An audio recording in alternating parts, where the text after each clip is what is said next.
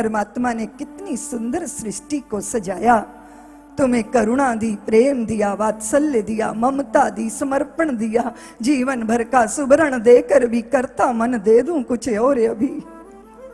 तन अंगीकार करो, मन स्वीकार करो, लोभ मोह छोह लेकर प्राण निर्विकार करो। प्रतिपल प्रतियाम दूं, सवेरे दूं, शाम दूं, जप तप पूजा प्रशमन देकर भी करता मन दे दूं कुछ और अभी।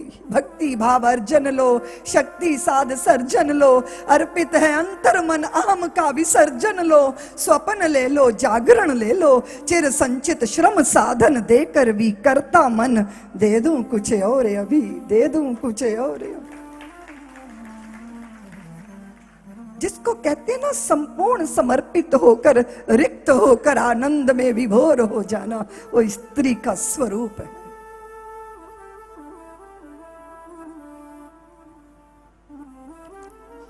कदाचित इस विचित्र और अलौकिक भूमिका के साथ भारत की देवियां,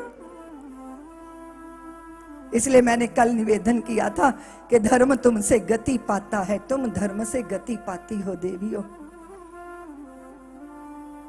हमने बाबा तुलसीदास जी महाराज के अद्भुत अलौकिक रामचरितमानस का आश्रय लिया है देवियों, लेकिन इस रामचरितमानस के पीछे का आधार अगर झांक के टटोल के देखोगी तो वहां भी तुम अपनी भूमिका पाओगे। सहज रूप से पुरुष का मन तो स्त्री के लिए आकर्षित होता ही है। कौन चित्त है जो पत्नी के लिए व्याकुल नहीं होता। रत्ना तो गई थी मायके और तुलसीदास जी के चित्त में लगन लगी थी, उन्हें पालूं, उन्हें देख लूं। लेकिन इतनी अधीरता कि नदी में बाढ़ आई और उस बाढ़ ग्रसित नदी के उस प्रबल विकराल विभत्स रूप को भी देखकर तुलसी जी का मन नहीं डोला। नाविक से बोले उस पार ले चलो ना। नाविक बोले कैसे ले जाऊं, नौका क्षत विक्षत हो जाएगी, टूट जाएगी, बिखर जाएगी। इतनी बड़ी चुनौती कैसे स्वीकार लूं? क्यों मैं मौत को निमंत्रण दूं? तो बहते हुए मुर्दे को नाव बना लिया, उस पार गए।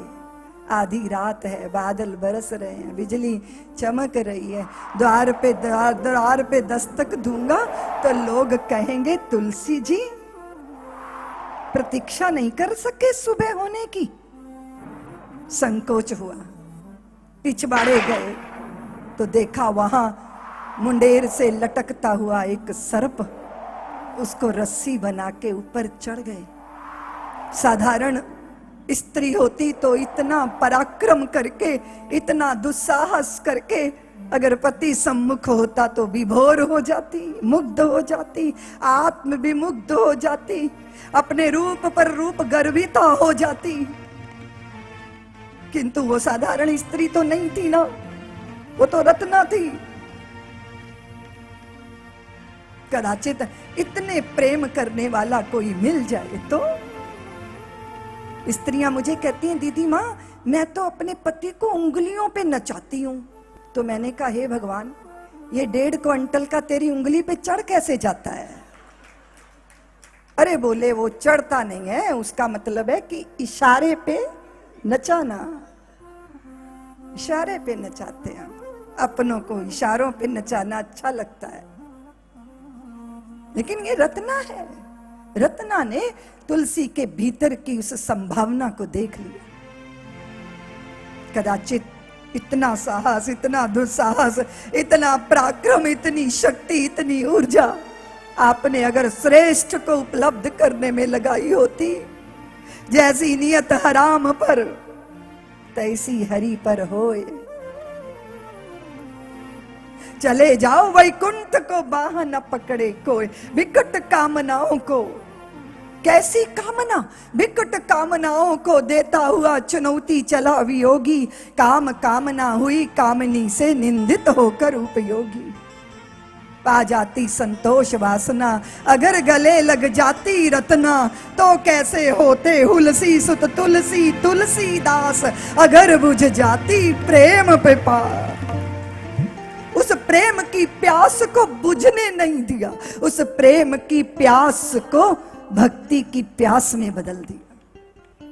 सहज रूप से हम छोटों को स्नेह करते हैं, हमें प्रेम होता है अपने समकक्ष वालों से।